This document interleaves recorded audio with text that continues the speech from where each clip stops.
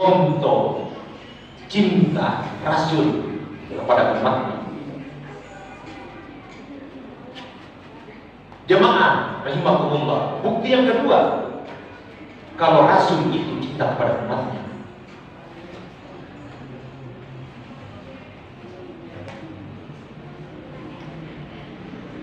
Bukti yang kedua yang saya maksud adalah ma'asyiral muslimin, rumah beliau itu adalah rumah yang sangat sederhana. Rumah Rasulullah SAW itu sangat sederhana. Makan minumnya juga sederhana. Bahkan dia tidur di pelepah-pelepah korma. Dan pelepah korma itu memberi bekas kepada pipinya. Tidak ada bantalnya. Dia bangun, umatnya melihat, kenapa Rasulullah dipita? Oh ya, saya tidur tadi di pelepah korma. Pelepah korma itu yang memberikan bekas kepada pipinya. Karena prinsipnya bahwa hidup ini adalah sementara. Hidup ini adalah perjalanan. Satu ketika kita teduh dan satu ketika kita melanjutkan perjalanan menuju ke akhirat.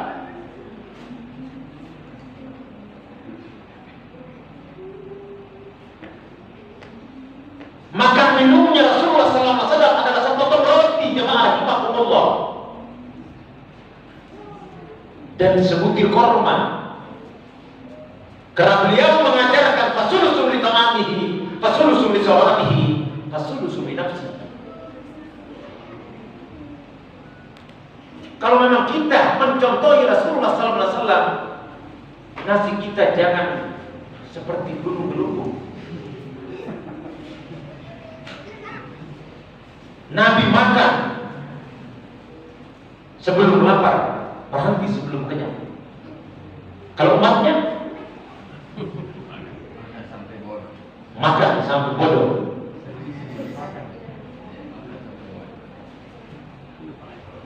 Kenyang dia tidak rasa, lapar boleh rasa. Itu umat Rasulullah SAW. Dia makan sepotong roti, dia makan sebutir korma. Jemaah rahimakumullah, kesederhanaan yang ada pada Rasulullah SAW, itulah tadi saya katakan Allah Subhanahu wa Ta'ala meminta kepada dia dengan sebuah ayat, wala sawfa yu'ti rabbuka fatarda. Rasul, kenapa kamu tidur di pelepah korma yang sempat memberikan bekas kepada pipimu?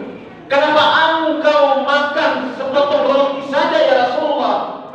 Mengapa engkau makan sebutir korma saja ya Rasulullah?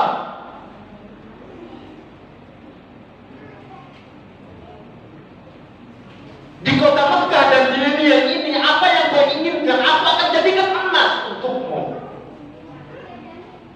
Segala isi bumi ini aku akan berikan kepadamu, asal kau hidup senang di atas dunia. Aku tidak cinta kepada dunia ya Allah Subhanahu wa Ta'ala. Aku ciptakan kehidupan akhirat.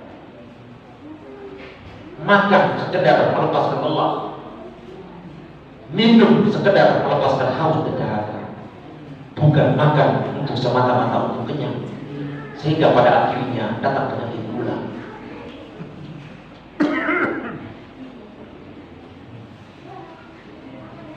Dokter larang tidak boleh makan coto, campur saja, sebentar asam urat urusan peranakan. Nabi senantiasa menjaga kesehatan. Dia makan roti dan korma. Jamaah rahimakumullah, Nabi menolak semua itu tawaran Allah Subhanahu wa Ta'ala. Kemudian bukti yang ketiga, jamaah rahimakumullah, tentang hijrahnya Rasulullah SAW ke Madinah. Pada saat itu Mekah sedang dikepung oleh kafir Quraisy, ingin membunuh Rasulullah SAW. Para sahabat mendengar bahwa Rasul akan dibunuh karena kafir Quraisy sedang mengepung kota Mekah. Maka sahabat menawarkan kepada Rasulullah, Rasul, segeralah kita berangkat hijrah ke Madinah. Tapi kata Rasulullah, wahai sahabatku, belum ada perintah hijrah. Karena saya melakukan sesuatu itu tunggu wahyu Allah.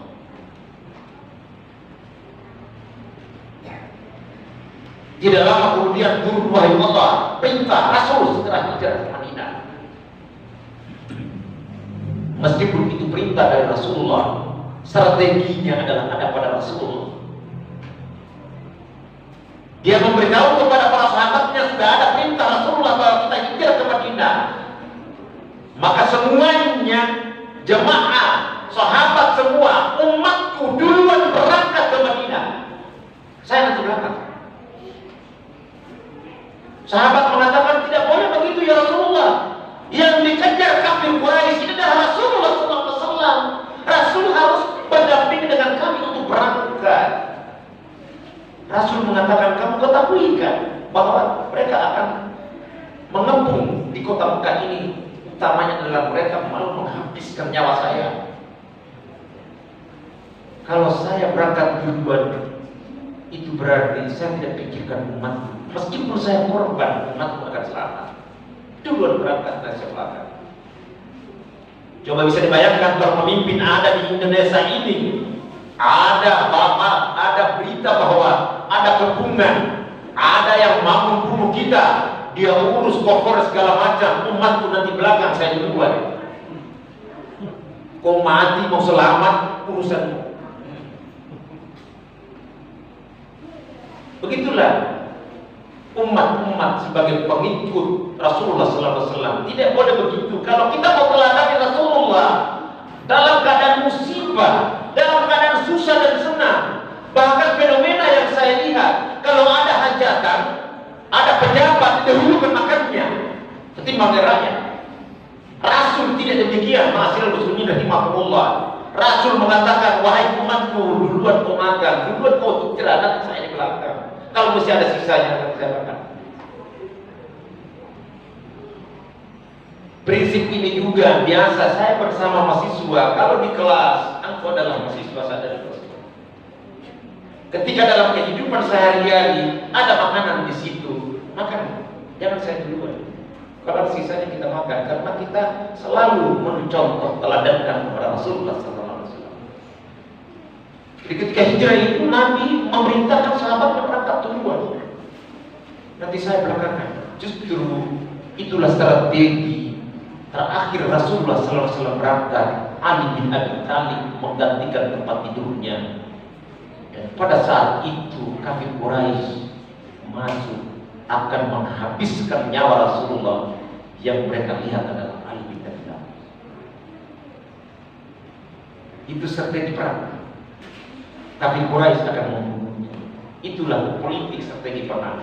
Makanya tadi saya katakan bahwa kalau ada orang penglima di dunia ini, di Indonesia ini, Rasulullah SAW lebih penglima. Ada jenderal di Indonesia ini, Rasulullah sudah praktekkan ke jenderalnya itu memimpin perang. Belajarlah strategi perang kepada Rasulullah. Jemaah rahimahullah. Kemudian bukti yang keempat, bukti keempat Bapak Ibu. Sudah ketiga kan? Ya. Jangan sampai Bapak Ibu saya ceramah tapi tidak simak. Sudah keempat. Masuk keempat. Bukti keempat bahwa Rasulullah SAW cinta kepada umatnya adalah akan datang ajal Rasulullah SAW. Tepatnya 12 Rabiul Awal pada hari Senin. Akan datang ajal itu. Kedatangan ajal datang menjemput Rasulullah SAW pada subuh hari ketika Bilal memandangkan azannya. Jamaah semua melakukan sholat sunnah menunggu Rasul memimpin sholat sunnah. Sudah waktunya, Rasul belum datang. Rasul belum datang, Ma'asyiral muslimin rahimahumullah. Sehingga diutuslah Bilal ke rumah Rasulullah, wahai Rasulullah, Jemaah semua menunggu Rasul untuk memimpin sholat subuh. Bilal, kau kembali ke masjid dan sampaikan kepada Abu Bakar, minta tolong Abu Bakar menjadi imam sholat karena aku dalam keadaan sakit dan tidak bisa lagi aku tahan.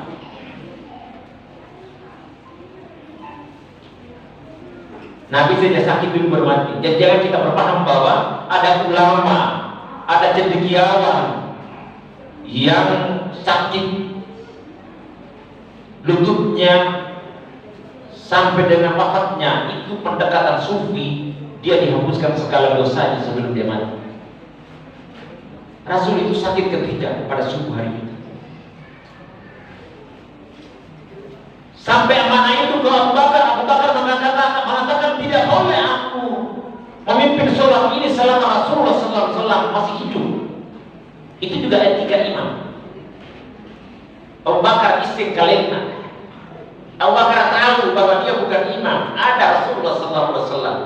Nanti mati di Rasulullah, baru kita sepakat di siapa menjadi imam. Abu Bakar tidak mau.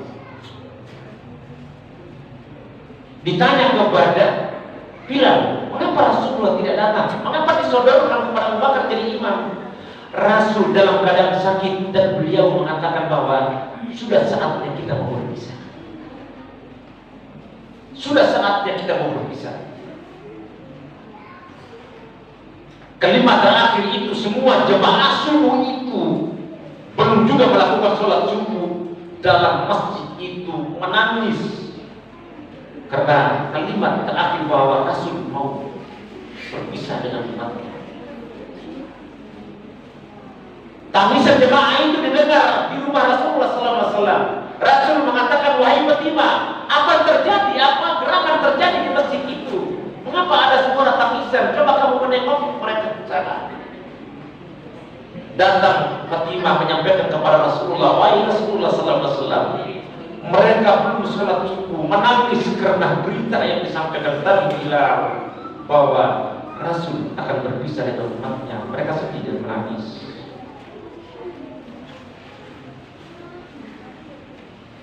Kalau begitu Fatimah ke masjid lagi, panggil Bilal, datang menghampiri saya, papa saya untuk ke masjid. Kalimat papa saya ke masjid, ma'asyiral muslimin rahimakumullah, ini satu bukti bahwa Rasul cinta kepada umatnya. Dalam keadaan capek, dalam keadaan sakit, ma'asyiral muslimin rahimakumullah, dia amanahkan kepada Abu Bakar untuk memimpin sholat subuh, tetapi Abu Bakar tidak mau, dan berita sampai kepada jemaah bahwa Rasul sudah mau berpisah dengan umatnya. Semua menangisi akan kepergian Rasulullah. Dengar Rasulullah akan keberadaan jemaah di masjid bahwa mereka menangis akan kepergian Nabi, maka panggillah Bilal, wahai Fatimah, papa saya ke masjid. Tiba di masjid, dikamatlah, dan Rasul memimpin sholat subuh dengan tertati-tati dan dia pendekkan bacaannya. Ini juga mengajarkan kepada kita. Mohon maaf Bapak Imam masjid di sini atau yang bisa menjadi imam rawatib. Ini juga diajarkan oleh Rasulullah SAW tentang tadi dia memimpin sholat dengan sholat yang singkat. Jadi kalau memimpin sholat, mohon maaf bukan ini saya ajarkan Pak Imam, sekedar berbagi dengan kesulitan dan Rasulullah terakhir memimpin sholat subuh. Lihat tiga mata. Karena ada orang, mudah-mudahan, dan saya yakin bukan di masjid ini, ada imam karena dia imam, habis Al-Fatihah dia baca surat Al-Baqarah, 2 bakar, 3 bakar, habis rakaat kedua dia baca surah Yasin sampai selesai. Sementara ada jemaah di belakang itu lututnya sudah gemetar. Bahkan ada jemaah di belakang itu jam sekian akan melakukan transaksi jual beli. Kok imam ini lama sekali merutut hatinya, dan dalam hatinya jemaah yang rukun itu pertama dan akhir aku sholat.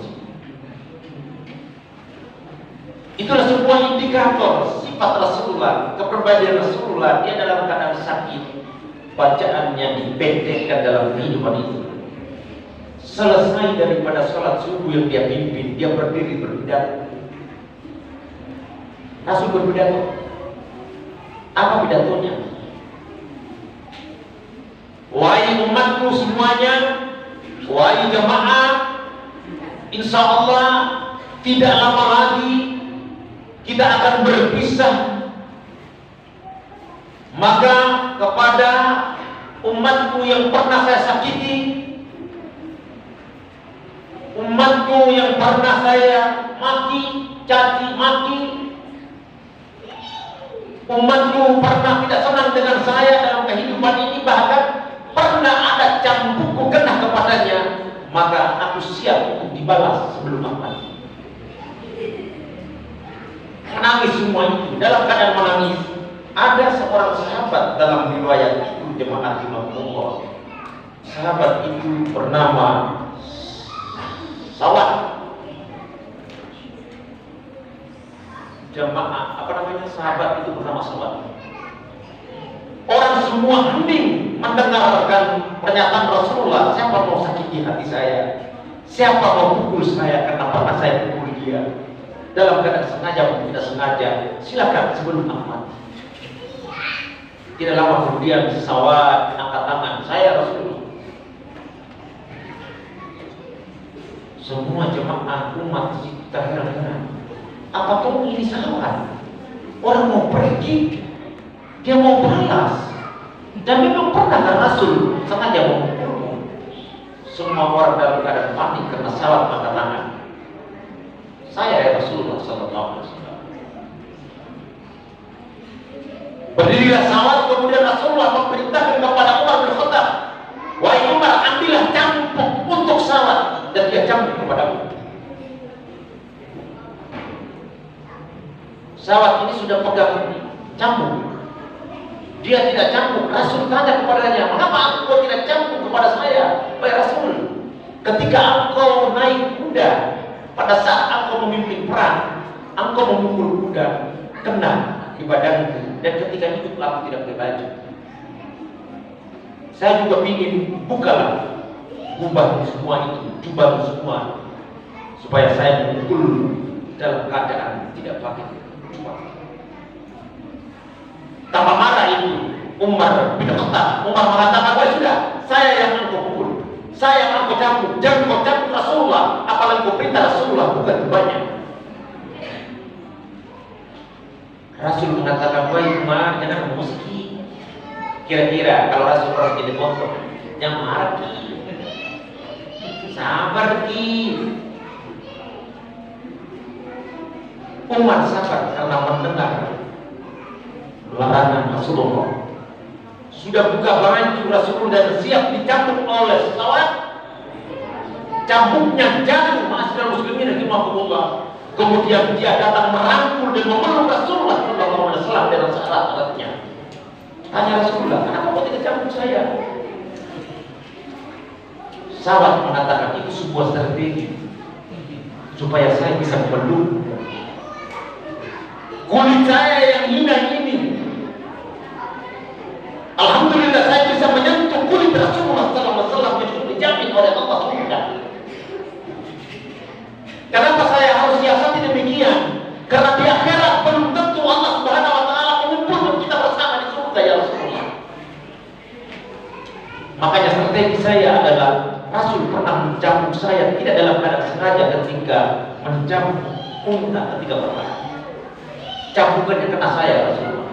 Itu tidak benar, bohong untuk kebaikan, karena saya mau memeluk, menyentuh kulit Rasulullah. Apa kata Rasulullah? Wahai umatku, kalau mau bikin umat yang masuk ke surga Jannatun Na'im, lihatlah Sawat yang selalu dan senantiasa dengan strategi tadi, tapi dalam kehidupannya itu tidak ada cinta kepada Rasul. Artinya saking cintanya itu dia buat situasi dan kondisi supaya dia peluk Rasul itu. Strateginya itu peluk Rasulullah SAW. Jemaah rahimahullah. Setelah itu Rasul pulang ke rumah. Tiba di rumah, dia mengatakan kepada Fatimah, "Wahai Fatimah, aku mau tidur. Jangan, kalau ada tamu beritahu bahwa Rasul tidak terima tamu karena Rasul dalam keadaan istirahat." Rasul baru istirahat berapa menit, tiba-tiba orang mengetuk pintu. "Assalamualaikum warahmatullahi wabarakatuh ya ahli bait." Fatimah keluar. "Siapa antum? Mau ketemu siapa?" "Saya mau ketemu Rasulullah SAW." "Ayah saya, Rasul sedang dalam keadaan istirahat dan beliau berpesan tidak terima tamu." "Wahai Fatimah, beritahu kepada Rasulullah SAW bahwa saya adalah tamu Allah Subhanahu Wa Taala dan harus masuk berjumpa dengannya, tidak boleh dilarang." Tegas tamu itu. Sampai dengan gemetar Fatimah melihat tamu itu yang gagah berani yang. Maka Fatimah menyampaikan kepada ayahnya, "Wahai Rasulullah SAW, ada seorang tamu datang ingin berjumpa dengan Rasulullah. Saya sudah katakan sesuai dengan pesan Rasulullah, tapi dia tidak mau. Dia harus masuk jumpa dengan Rasulullah. Kalau begitu, bukakan pintu untuk dia masuk." Sebelum Fatimah mengangkat kakinya beranjak untuk membuka pintu, lanjut Rasulullah SAW kepada Fatimah, "Wahai Fatimah anakku, tamu itu adalah datang menghancurkan kesenangan kita semua.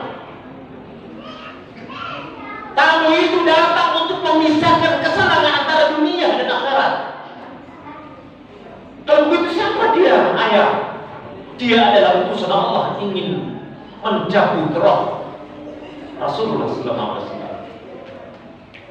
Nangis Fatimah, "Ayah, jangan pergi tinggalkan aku." Masuklah tamu Allah itu. Ketika menghampiri Rasulullah SAW, Rasul bertanya, "Wahai malaikat, apa perintah Rasulullah SAW tentang aku?" Malaikat menjelaskan perintah Allah Subhanahu Wa Taala untuk menjemput.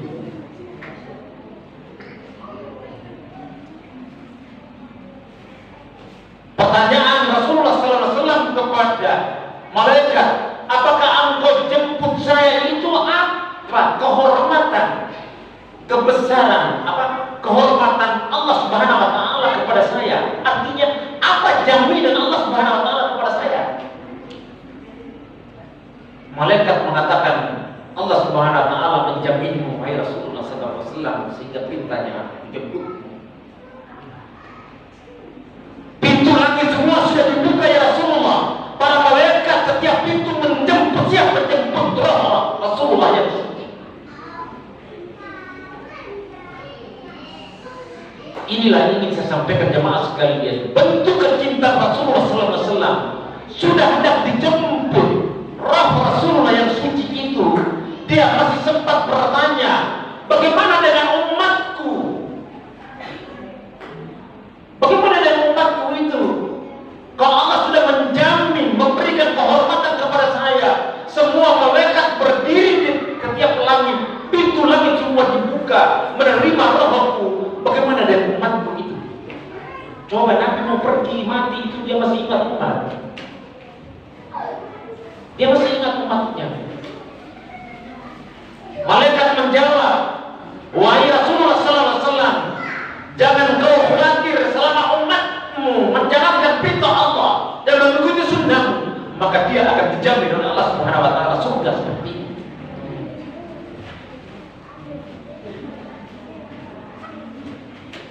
Senanglah beliau.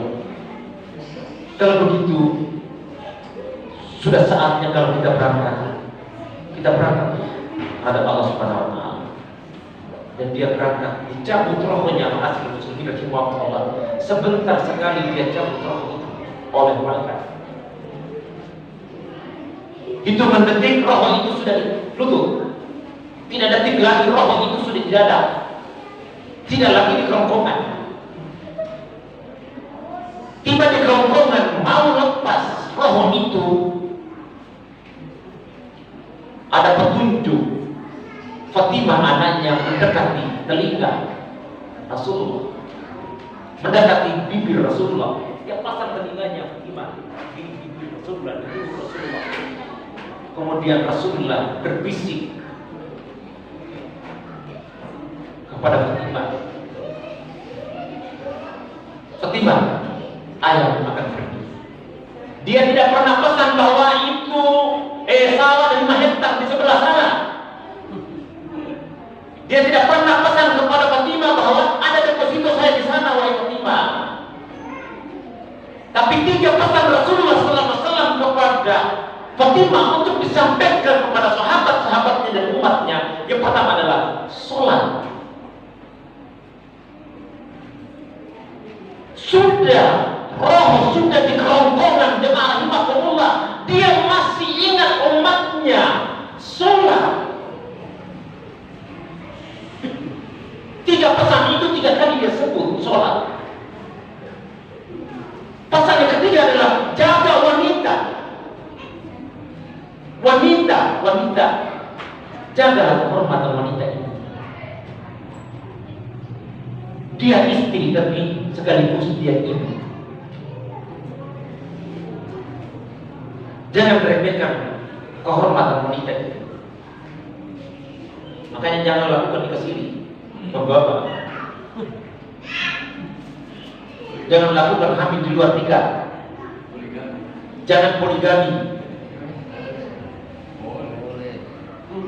Boleh. Bagaimana boleh Bapak? Satu saja tidak habis, mau 2.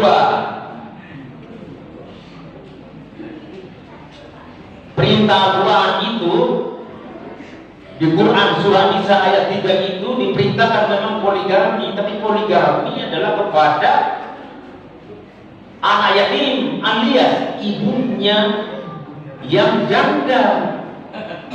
Sekarang orang mau poligami cari gadis. Ini apakah dia mengamalkan Al-Quran supaya janda tadi itu diselamatkan, berarti menyelamatkan anaknya supaya ada bapaknya. Ini poligami bahkan sembunyi-sembunyi pesan kepada istrinya, "Ma, aku keluar dulu ya, aku mau tahajud di masjid Al-Munawwarah." Ini istrinya sudah 3 malam, kok bapak ini pergi sholat tahajud terus di masjid? Kok di rumah kenapa sih? Dia suruh anaknya, coba kau pergi nengok ayam itu, apa betul dia sholat tahajud di Al-Munawwarah? Apalagi Al-Munawwarah ini malam dikunci, Pak toh? Di mana ambil kunci masuk? Ini contoh saja. Datang anaknya melihat, nengok hilang rumah, tidak bisa dilihat. Tapi siapa tahu ayah kasih mati lampu, boleh sholat tahajud. Dia lihat, dia cari dari jendela rumahnya ada terang, dia lihat tidak ada orang sholat tahajud di masjid. Subuh berbulan. Satu waktu istrinya jalan subuh, lihat dia keluar dari lorong sebelah sana. Oh, ini bapak bilang pergi sholat tahajud. Jangan tahajud di rumah orang. Apa bedanya di rumahmu sendiri? Tahajud apa itu? Nah, ini nanti kita panjang ini. Bapak coba tentang poligami itu tadi. Sampai di mana tadi itu sebelum coba poligami tadi? Supaya tersambung tadi ceramah saya. 3 pesan tadi. Pesan yang kedua tadi wanita. Jaga kehormatan wanita itu. Pesan terakhir oleh Rasulullah kepada Fatimah,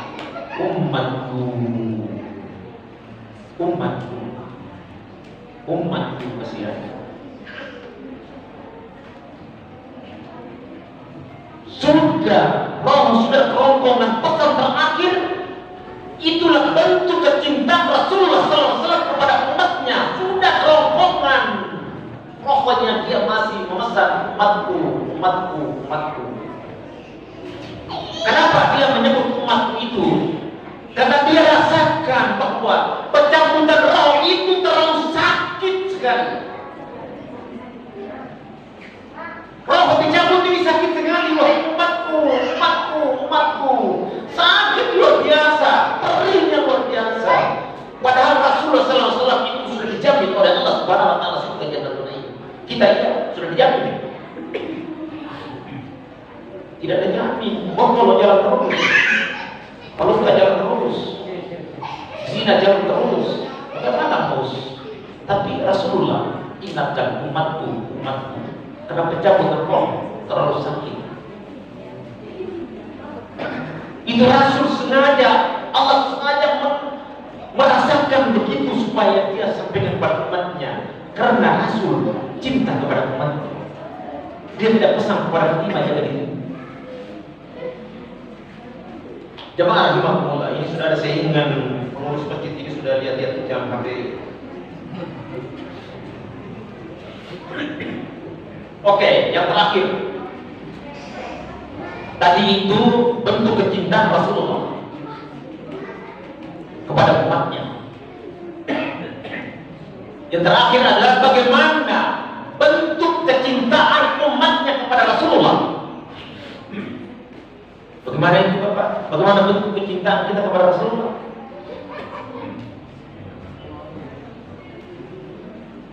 Bagaimana itu Pak Haji? Bentuk kecintaan kita kepada Rasulullah. Rasul tadi kan segala macam cobaan itu dia selalu ingat umatku, umatku. Sekarang bagaimana umat mencintai Rasulullah?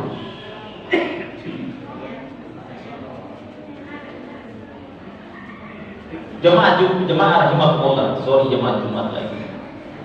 Bentuk kecintaan umat kepada Rasulullah adalah kalau kita mencintai yang dicintai. Itu bentuk kecintaan. Kita harus mencintai kepada yang dicintai. Kalau seorang anak muda cinta seorang anak gadis, pasti dia selalu menyebut-nyebut, wahai sayang pada malam ini nasi terasa sekam, air minum terasa duri, ingin menjumpa denganmu. Bagaimana dengan Rasulullah SAW? Rasul penuh dengan kasih sayang. Rasul cinta kepada kita, maka bentuk kecintaan kita itu tidak sekedar menyebut nama beliau, tidak sekedar menyebut nama beliau, tapi paling rendah sekali adalah mengucapkan selawat buat Rasulullah Sallallahu Alaihi Wasallam. Allahumma salli. Kemudian selain itu secara umum menjalankan perintah dan mengikuti sunnahnya. Kemudian yang kedua, terakhir, dua bentuk saja kecintaan umat kepada Rasulullah SAW. Bentuk yang kedua adalah menjaga dan mengamalkan warisan. Kita jaga dan mengamalkan warisan dari Rasulullah SAW. Ada 3 warisan Rasulullah. Dalam hadis yang berbeda. 2 di antaranya itu Rasulullah SAW mengatakan bahwa wahai umatku, aku pergi, aku berangkat, aku tinggalkan 2 hal. Insya Allah kalau kau pegangi, aku akan selamat dunia akhirat. Apa itu warisan Rasulullah SAW dari kedua hal itu? Yang pertama adalah Al-Quran. Yang kedua adalah sunnah. Baca Al-Quran itu, setelah itu kita amalkan. Saya sih setuju saja untuk MTQ. Tetapi di samping MTQ ini bukan lagunya saja, bukan tadbirnya saja yang kita harus pelajari, tapi kita harus tahu makna daripada bacaan kita. Yang kedua adalah sunnahku, ikutilah sunnahku. Paling tidak adalah sholatlah sebagaimana Rasulullah SAW. Kemudian warisan ketiga Rasul mengatakan al-ulama warasatul anbiya. Ulama itu adalah warisan nabi, para nabi. Jangan kau ganggu ulama yang ada di Indonesia. Dia adalah ulama, dia adalah ulama warasatul anbiya. Dia adalah penerus Rasulullah SAW. Dia berjuang demi kepentingan Indonesia. Mengapa kita ganggu? Mengapa kita pusing dengan keulamaannya? Nabi sendiri warisanmu itu. Kalau kita mau jadikan Rasulullah menjadi contoh suri teladan kita, jangan pusing dengan keulamaan. Jamaah rahimahullah, mudah-mudahan hikmah maulid Nabi besar Muhammad SAW tidak sekedar kita rayakan dengan ditandai telur yang ada, tapi mari kita amalkan dengan telur yang ada itu menyatukan kita. Tadinya putih dan kuning sebelum masak terpecah, sekarang insya Allah meskipun berpisah antara kuning dan telur dalam hasil masakan itu, tapi dia terkumpul dalam dua warna. Dua warna itu berbeda tetap satu. Kemudian ada songkol, saya lihat. Songkol itu kalau kita makan tanpa dengan sendok, ada lemnya, ada pertaknya. Songkol yang dibuat itu menunjukkan bahwa kita dalam satu kesatuan. Ciri daripada memperingati maulid Nabi besar Muhammad SAW. Saya terakhir mohon maaf kalau ceramah maulid pada malam ini kurang berkenan di hati Bapak Ibu sekalian. Maka semuanya itu kembalikan kepada saya karena saya manusia dan itu. Kalau ada benarnya, maka kebenaran itu datang dari Allah Subhanahu wa taala. Akhirnya kepada Allah Subhanahu wa taala kita kembalikan segala urusan ini. Wassalamualaikum warahmatullahi wabarakatuh.